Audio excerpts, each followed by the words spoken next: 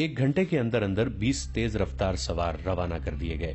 ان کا رہنما یہ محافظ تھا اور کمانڈر علی بن سفیان کا ایک نائب زاہدین تھا۔ ان سواروں میں فخر المصری کو علی بن سفیان نے خاص طور پر شامل کیا تھا۔ یہ فخر کی خواہش تھی کہ اسے بالیان اور موبی کے تعاقب کے لیے بھیجا جائے۔ یہ تو نہ علی بن سفیان کو علم تھا نہ فخر المصری کو کہ جن کے تعاقب میں سوار جا رہے ہیں وہ بالیان، موبی اور ان کے 6 وفادار ساتھی ہیں۔ ادھر سے یہ 20 سوار روانہ ہوئے جن میں 21واں ان کا کمانڈر تھا۔ ان کا ہدف لڑکیاں تھیں اور انہیں چھڑا کر لے جانے والے۔ ادھر سے صلیبیوں کے 20 کمانڈو آ رہے تھے جن میں 21واں ان کا کمانڈر تھا۔ ان کا بھی ہدف یہی لڑکیاں تھیں، مگر ان کی کمزوری یہ تھی کہ وہ پیدل آ رہے تھے۔ دونوں پارٹیوں میں سے کسی کو بھی معلوم نہ تھا کہ جن کے تعاقب میں وہ جا رہے ہیں وہ کہاں ہیں۔ صلیبیوں کی کمانڈو پارٹی اگلے روز سورج غروب ہونے کے کچھ دیر پہلے خاصا فاصلہ طے کر چکی تھی۔ راستہ اوپر چڑھ رہا تھا، وہ علاقہ نشیب و فراز کا تھا۔ یہ لوگ بلندی پر گئے تو انہیں دور ایک میدان میں جہاں کھجور کے بہت سے درختوں کے ساتھ دوسری قسم کے درخت بھی تھے، بے شمار اونٹ نظر آئے۔ انہیں بٹھا بٹھا کر ان سے سامان اتارا جا رہا تھا۔ 12-14 گھوڑے بھی تھے، ان کے سوار فوجی معلوم ہوتے تھے، باقی تمام شتربان تھے۔ یہ 21 صلیبی رک گئے۔ انہوں نے ایک دوسرے کی طرف دیکھا جیسے انہیں یقین نہ آ رہا ہو کہ وہ اونٹ اور گھوڑے ہیں، یہی ان کی ضرورت تھی۔ ان کے کمانڈر نے پارٹی کو روک لیا اور کہا، ہم سچے دل سے صلیب پر ہاتھ رکھ کر قسم کھا آئے ہیں۔ وہ دیکھو صلیب کا کرشمہ، یہ معجزہ ہے۔ خدا نے آسمان سے تمہارے لیے سواری بھیجی ہے۔ تم میں سے جس کے دل میں کسی گناہ کا یا فرض سے کوتاہی کا یا جان بچا کر بھاگنے کا خیال ہے وہ فوراً نکال دو۔ خدا کا بیٹا جو مظلوموں کا دوست اور ظالموں کا دشمن ہے تمہاری مدد کے لیے آسمان سے اتر آیا ہے۔ سب کے چہروں پر تھکن کے جو آثار تھے وہ غائب ہو گئے اور چہروں پر رونق آ گئی۔ انہوں نے ابھی اس پہلو پر غور ہی نہیں کیا تھا کہ اتنے بے شمار اونٹوں اور گھوڑوں میں سے جن کے ساتھ اتنے زیادہ شتربان اور فوجی ہیں وہ اپنی ضرورت کے مطابق جانور کس طرح حاصل کریں گے۔ یہ 100 کے لگ بھگ اونٹوں کا قافلہ تھا جو محاذ پر فوج کے لیے راشن لے کر جا رہا تھا۔ چونکہ ملک کے اندر دشمن کا کوئی خطرہ نہیں تھا اس لیے قافلے کی حفاظت کا کوئی خاص اہتمام نہیں کیا گیا تھا۔ صرف 10 گھوڑا سوار ساتھ بھیج دیے گئے تھے۔ لڑکیوں کو جس رات آزاد کرایا گیا تھا اس سے اگلی رات وہ ایک جگہ رکے ہوئے تھے۔ بالیان نے موبی سے کہا کہ ہم 7 مرد ہیں اور تم 7 لڑکیاں ہو۔ میرے ان 6 دوستوں نے میرا ساتھ بڑی دیانتداری سے دیا ہے۔ میں ان کی موجودگی میں تمہارے ساتھ رنگ رلیاں مناتا رہا، پھر بھی وہ نہیں بولے۔ اب میں انہیں انعام دینا چاہتا ہوں۔ تم ایک ایک لڑکی میرے ایک ایک دوست کے حوالے کر دو اور انہیں کہو کہ یہ تمہاری وفاداری کا تحفہ ہے۔ یہ نہیں ہو سکتا، موبی نے غصے سے کہا۔ ہم فاحشہ نہیں ہیں، میری مجبوری تھی کہ میں تمہارے ہاتھ میں کھلونا بنی رہی۔ یہ لڑکیاں تمہاری خریدی ہوئی لونڈیاں نہیں ہیں۔ میں نے تمہیں کسی وقت بھی شریف لڑکی نہیں سمجھا۔ بالیان نے شاہانہ جلال سے کہا، تم سب ہمارے لیے اپنے جسموں کا تحفہ لائی ہو۔ یہ لڑکیاں معلوم نہیں کتنے مردوں کے ساتھ کھیل چکی ہیں، ان میں سے ایک بھی مریم نہیں۔ ہم اپنا فرض پورا کرنے کے لیے جسموں کا تحفہ دیتی ہیں۔ موبی نے کہا، ہم عیاشی کے لیے مردوں کے پاس نہیں جاتی۔ ہمیں ہماری قوم اور ہمارے مذہب نے ایک فرض سونپا ہے۔ اس فرض کی ادائیگی کے لیے ہم اپنا جسم، اپنا حسن اور اپنی عصمت کو ہتھیار کے طور پر استعمال کرتی ہیں۔ ہمارا فرض پورا ہو چکا ہے۔ اب تم جو کچھ کہہ رہے ہو یہ عیاشی ہے جو ہمیں منظور نہیں۔ جس روز ہم عیاشی میں الجھ گئیں اس روز سے صلیب کا زوال شروع ہو جائے گا، صلیب ٹوٹ جائے گی۔ ہم اپنی عصمت کے شیشے کو توڑ دیتی ہیں تاکہ صلیب نہ ٹوٹے۔ ہمیں ٹریننگ دی گئی ہے کہ ایک مسلمان سربراہ کو تباہ کرنے کے لیے 10 مسلمانوں کے ساتھ راتیں بسر کرنا جائز ہے اور کار ثواب ہے۔ مسلمانوں کے ایک مذہبی پیشوا کو اپنے جسم سے ناپاک کرنے کو ہم ایک عظیم کار خیر سمجھتی ہیں۔ شتربان نہتے تھے، ابھی چھاپا مار اور شبخون مارنے والے میدان میں نہیں آئے تھے۔ صلیبیوں کے یہ 21 آدمی پہلے چھاپا مار تھے یا اس سے پہلے صلاح الدین ایوبی نے شبخون کا وہ طریقہ آزمایا تھا جس میں تھوڑے سے سواروں نے سوڈانیوں کی فوج کے عقبی حصے پر حملہ کیا اور غائب ہو گئے تھے۔ اس وار کرو اور بھاگو کے طریقہ جنگ کی کامیابی کو دیکھتے ہوئے سلطان ایوبی نے تیز رفتار، ذہین اور جسمانی لحاظ سے غیر معمولی طور پر صحت مند عسکریوں کے دستے تیار کرنے کا حکم دے دیا تھا اور دشمن کے ملک میں لڑاکا جاسوس بھیجنے کی اسکیم بھی تیار کر لی تھی۔ لیکن صلیبیوں کو ابھی شبخون اور چھاپوں کی نہیں سوجی تھی۔ کسی نجی قافلے کو ڈاکو بعض اوقات لوٹ لیا کرتے تھے، سرکاری قافلے ہمیشہ محفوظ رہتے تھے، اس لیے فوجوں کے رسد کے قافلے بے خوف و خطر رواں دواں رہتے تھے۔ اس سے پہلے بھی اسی محاذ کے لیے 2 بار رسد کے قافلے جا چکے تھے اور اسی علاقے سے گزرے تھے، لہٰذا حفاظت اقدامات کی ضرورت نہیں سمجھی جاتی تھی۔ یہ قافلہ بھی خطروں سے بے پرواہ محاذ کو جا رہا تھا اور رات کے لیے یہاں پڑاؤ کر رہا تھا۔ اس سے تھوڑی ہی دور قافلے کے لیے بہت بڑا خطرہ آ رہا تھا۔ صلیبی کمانڈر نے اپنی پارٹی کو ایک نشیب میں بٹھا لیا اور 2 آدمیوں سے کہا کہ وہ جا کر یہ دیکھیں کہ قافلے میں کتنے اونٹ، کتنے گھوڑے اور کتنے مسلح آدمی اور خطرے کیا کیا ہیں۔ پھر وہ رات کو حملہ کرنے کی اسکیم بنانے لگا۔ اس کے پاس ہتھیاروں کی کمی نہیں تھی، جذبے کی بھی کمی نہیں تھی، ہر ایک آدمی جان پر کھیلنے کو تیار تھا۔ نصف شب سے بہت پہلے وہ 2 آدمی واپس آئے جو قافلے کو قریب سے دیکھنے گئے تھے۔ انہوں نے بتایا کہ قافلے کے ساتھ 10 مسلح سوار ہیں جو ایک ہی جگہ سوئے ہوئے ہیں، گھوڑے الگ بندھے ہیں، شتربان ٹولیوں میں بٹ کر سوئے ہوئے ہیں، سامان میں زیادہ تر بوریاں ہیں، شتربانوں کے پاس کوئی ہتھیار نہیں۔ یہ بڑی اچھی معلومات تھی، کام مشکل نہیں تھا۔ قافلے والے گہری نیند سوئے ہوئے تھے۔ 10 عسکریوں کی آنکھ بھی نہ کھلی کہ تلواروں اور خنجروں نے انہیں کاٹ کر رکھ دیا۔ صلیبی چھاپا ماروں نے یہ کام اتنی خاموشی اور آسانی سے کر لیا کہ بیشتر شتربانوں کی آنکھ ہی نہ کھلی، اور جن کی آنکھ کھلی وہ سمجھ ہی نہ پائے کہ یہ کیا ہو رہا ہے۔ جس کے منہ سے آواز نکلی وہ اس کی زندگی کی آخری آواز ثابت ہوئی۔ چھاپا ماروں نے شتربانوں کو ہراساں کرنے کے لیے چیخنا شروع کر دیا۔ سوئے ہوئے شتربان گھبرا اور ہڑبڑا کر اٹھے، اونٹ بھی بدک کر اٹھنے لگے۔ صلیبیوں نے شتربانوں کا قتل عام شروع کر دیا، بہت تھوڑے بھاگ سکے۔ صلیبی کمانڈر نے چلا کر کہا، یہ مسلمانوں کا راشن ہے، تباہ کرو اور اونٹوں کو بھی ہلاک کر دو۔ انہوں نے اونٹوں کے پیٹوں میں تلواریں گھونپنی شروع کر دی۔ اونٹوں کے واویلے سے رات کانپنے لگی۔ کمانڈر نے گھوڑے دیکھے، 12 ہی تھے، 10 سواروں کے لیے اور 2 فالتو۔ اس نے 9 اونٹ الگ کر لیے۔ سورج طلوع ہوا تو پڑاؤ کا منظر بڑا بھیانک تھا۔ بے شمار لاشیں بکھری ہوئی تھیں، بہت سے اونٹ مر چکے تھے، کئی تڑپ رہے تھے، کچھ ادھر ادھر بھاگ رہے تھے۔ ہر طرف خون ہی خون تھا، جدھر نگاہ جاتی تھی اونٹ مرے ہوئے یا تڑپتے نظر آتے تھے۔ راشن کی بوریاں پھٹی ہوئی تھیں، آٹا اور کھانے کا دیگر سامان خون میں بکھرا ہوا تھا۔ 12 کے 12 گھوڑے غائب تھے اور وہاں کوئی زندہ انسان موجود نہیں تھا۔ چھاپا مار دور نکل گئے، ان کی سواری کی ضرورت پوری ہو گئی تھی۔ اب وہ تیز رفتاری سے اپنے شکار کو ڈھونڈ سکتے تھے۔ شکار دور نہیں تھا، بالیان کا دماغ پہلے ہی موبی کے حسن اور جوانی اور شراب نے معاف کر رکھا تھا۔ اب اس کے پاس 7 حسین اور جوان لڑکیاں تھیں۔ وہ خطروں کو بھول ہی گیا تھا۔ موبی اسے بار بار کہتی کہ اتنا زیادہ کہیں رکنا ٹھیک نہیں، جتنی جلدی ہو سکے سمندر تک پہنچنے کی کوشش کرو، ہمارا تعاقب ہو رہا ہوگا۔ تو اس کا مطلب یہ ہوا کہ تم صلیب کی بقا کے لیے مجھے استعمال کر رہی ہو۔ بالیان کے احساسات آہستہ آہستہ جاگنے لگے۔ کیا تم مجھے صلیب کا محافظ بنانا چاہتی ہو؟ کیا تم ابھی تک شک میں ہو؟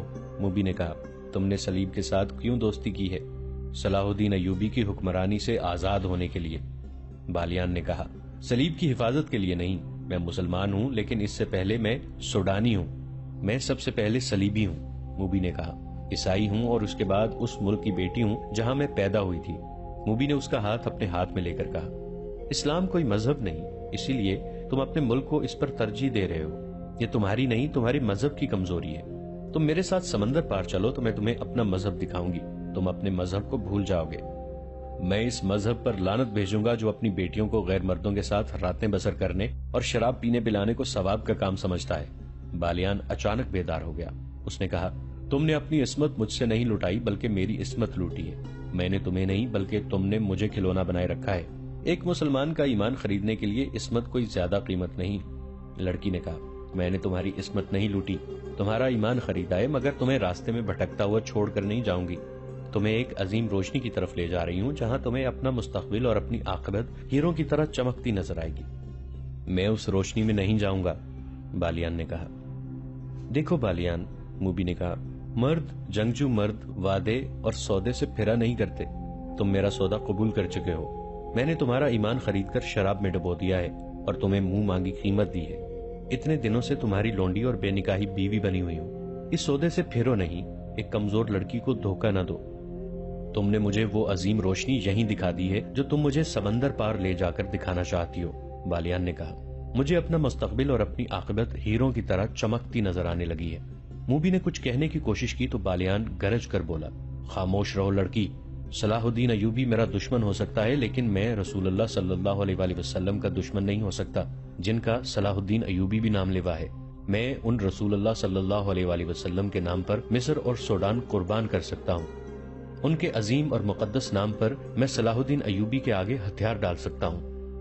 میں تم کو کئی بار کہہ چکی ہوں کہ شراب کم پیا کرو، موبی نے کہا۔ ایک شراب، دوسرے رات بھر جاگنا اور میرے جسم کے ساتھ کھیلتے رہنا، دیکھو تمہارا دماغ بالکل بیکار ہو گیا ہے، تم یہ بھی بھول گئے ہو کہ میں تمہاری بیوی ہوں، میں کسی فاحشہ صلیبی کا خامند نہیں ہو سکتا۔ اس کی نظر شراب کی بوتل پر پڑی، اس نے بوتل اٹھا کر پرے پھینک دی اور اٹھ کھڑا ہوا۔ اس نے اپنے دوستوں کو بلایا، وہ دوڑتے آئے۔ اس نے کہا، یہ لڑکیاں اور یہ لڑکی بھی تمہارے قیدی ہیں، انہیں واپس قاہرہ لے چلو۔ قاہرہ؟ ایک نے حیران ہو کے کہا، اب قاہرہ جانا چاہتے ہیں؟ ہاں، اس نے کہا، قاہرہ؟ حیران ہونے کی ضرورت نہیں، اس ریگزار میں کب تک بھٹکتے رہو گے؟ کہاں جاؤ گے؟ چلو گھوڑوں پر زینے کسو اور ہر لڑکی کو ایک ایک گھوڑے کی پیٹھ پر باندھ کے لے چلو۔ صحرا میں اونٹ کا سفر بے آواز پا ہوتا ہے، گھوڑوں کے ٹاپوں کی ہلکی ہلکی آوازیں سنائی دیتی ہیں، لیکن اونٹ کے پاؤں خدا نے ایسے بنائے ہیں کہ ہلکی سی آواز بھی پیدا نہیں ہوتی۔ بالیان جس وقت موبی کے ساتھ باتیں کر رہا تھا، اسے محسوس تک نہ ہوا کہ ایک اونٹ ایک چھوٹے سے ریتلے ٹیلے کی اوٹ میں کھڑا ان دونوں کو اور 6 لڑکیوں کو اور ان 6 آدمیوں کو دیکھ رہا ہے۔ وہ صلیبی کمانڈر پارٹی کا ایک آدمی تھا۔ اس پارٹی کا کمانڈر عقل مند آدمی تھا۔ بالیان کے ڈیرے سے تقریباً نصف میل دور اس نے پڑاؤ کیا تھا۔ اس کے وہم و گمان میں بھی نہیں تھا کہ اس کا شکار اس سے نصف میل دور ہے۔ اس نے فوجی دانشمندی سے کام لیتے ہوئے رات کو 3 آدمیوں کو یہ ڈیوٹی دی تھی کہ وہ اونٹوں پر سوار ہو کر دور دور تک گھومائیں اور جہاں انہیں کوئی خطرہ یا کام کی کوئی چیز نظر آئے آ کر اطلاع دیں۔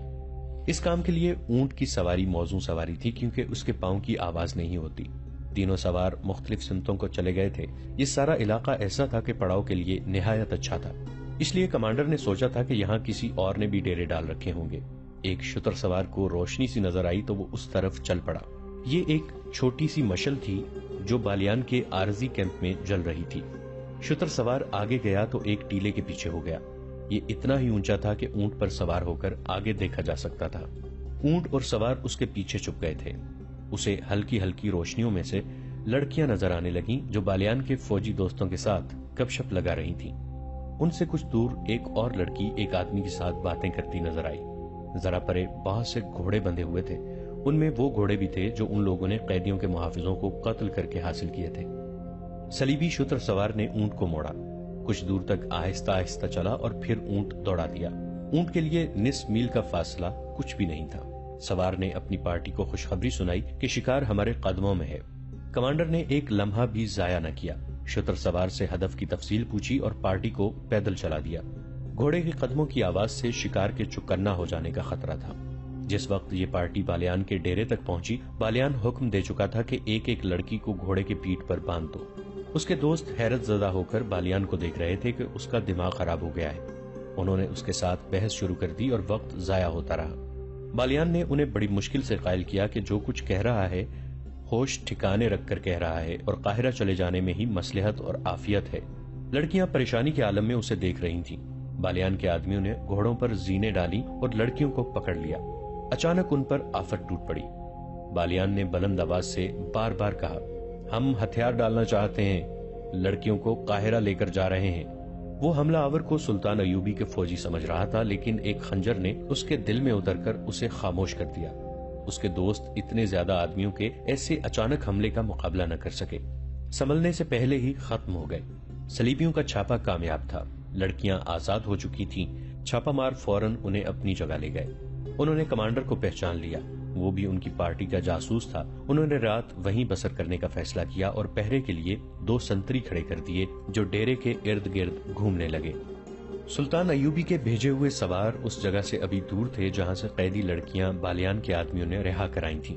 رات کو بھی چلے جا رہے تھے۔ وہ تعاقب میں وقت ضائع نہیں کرنا چاہتے تھے۔ رہنما ان کے ساتھ تھا، وہ راستہ اور جگہ بھولا نہیں تھا۔ وہ انہیں اسی جگہ لے گیا جہاں ان پر حملہ ہوا تھا۔ ایک مشل جلا کر دیکھا گیا، وہاں رابن اور اس کے ساتھیوں کی لاشیں اور ان کے محافظوں کی لاشیں پڑی تھیں۔ یہ چیری پھاڑی اور کھائی ہوئی تھی۔ اس وقت بھی صحرائی لومڑیاں اور گیدڑ انہیں کھا رہے تھے۔ سواروں کو دیکھ کر یہ درندے بھاگ گئے۔ دن کے وقت انہیں گدھ کھاتے رہے تھے۔ محافظ اپنے کمانڈر کو اس جگہ لے گیا جہاں اس نے گھوڑا کھولا تھا۔ وہاں سے مشل کی روشنی میں زمین دیکھی گئی۔ گھوڑے کے قدموں کے نشان نظر آ رہے تھے اور سمت کی نشاندہی کر رہے تھے جدھر یہ گئے تھے، مگر رات کے وقت ان کے نشانوں کو دیکھ دیکھ کر چلنا بہت مشکل تھا۔ وقت ضائع ہونے کا اور بھٹک جانے کا ڈر تھا۔ رات کو وہیں قیام کیا گیا۔ صلیبی پارٹی کے کیمپ میں سب جاگ رہے تھے۔ وہ بہت خوش تھے۔ کمانڈر نے فیصلہ کیا تھا کہ شہر کی تاریکی میں بحر روم کی طرف روانہ ہو جائیں گے۔ اس وقت میگنا نامریوس نے کہا کہ مقصد ابھی پورا نہیں ہوا، صلاح الدین ایوبی کو قتل کرنا باقی ہے۔ کمانڈر نے کہا کہ یہ اس صورت میں ممکن تھا کہ وہ لڑکیوں کے پیچھے قاہرہ چلے جاتے، اب وہ قاہرہ سے بہت دور ہیں، اس لیے قتل کی مہم ختم کی جاتی ہے۔ یہ میری مہم ہے جسے موت کے سوا کوئی ختم نہیں کر سکتا۔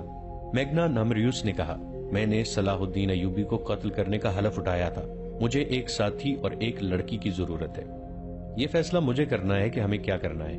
کمانڈر نے کہا، سب پر فرض ہے کہ میرا حکم مانے، میں کسی کے حکم کا پابند نہیں۔ میگنا نامریوس نے کہا، تم سب خدا کے حکم کے پابند ہو۔ کمانڈر نے اسے ڈانٹ دیا۔ میگنا نامریوس کے پاس تلوار تھی، وہ اٹھ کھڑا ہوا اور کمانڈر پر تلوار سونت لی۔ اس کے ساتھی درمیان میں آ گئے۔ میگنا نامریوس نے کہا، میں خدا کا دھتکارا ہوا انسان ہوں، میں گناہ اور بے انصافی کے درمیان بھٹک رہا ہوں۔ کیا تم جانتے ہو مجھے 30 سالوں کے لیے قید خانے میں کیوں کیا گیا تھا؟ 5 سال گزرے، میری ایک بہن جس کی عمر 16 سال تھی اغوا کر لی گئی تھی۔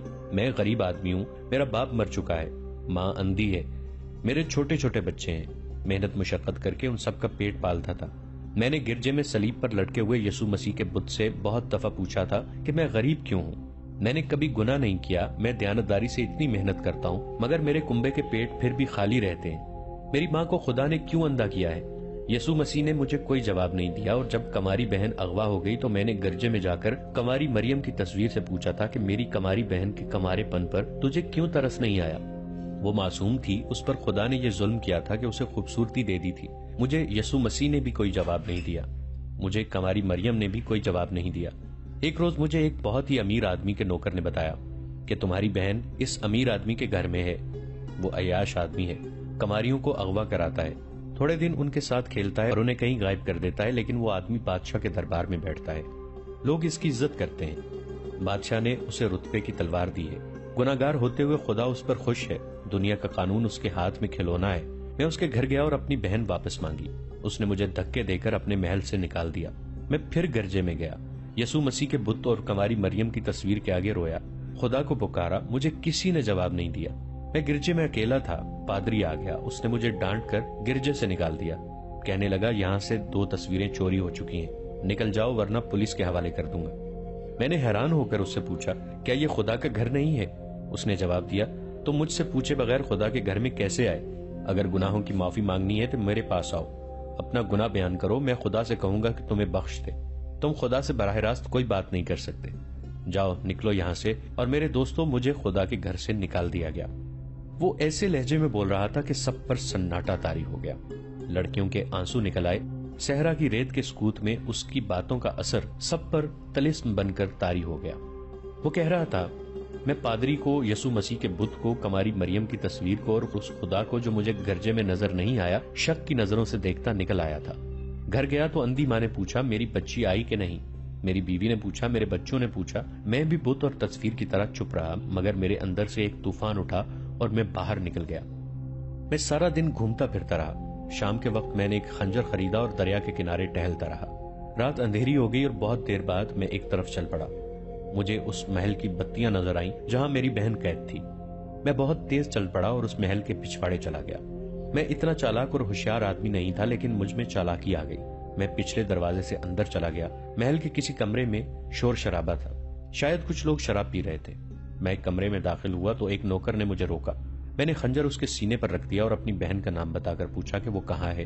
نوکر مجھے اندر سیڑھیوں سے اوپر لے گیا اور وہ ایک کمرے میں داخل کر کے کہنے لگا کہ یہاں ہے۔ میں اندر گیا تو میرے پیچھے دروازہ بند ہو گیا، کمرہ خالی تھا۔ دروازہ کھلا اور بہت سے لوگ اندر داخل ہو گئے، ان کے پاس تلواریں اور ڈنڈے تھے۔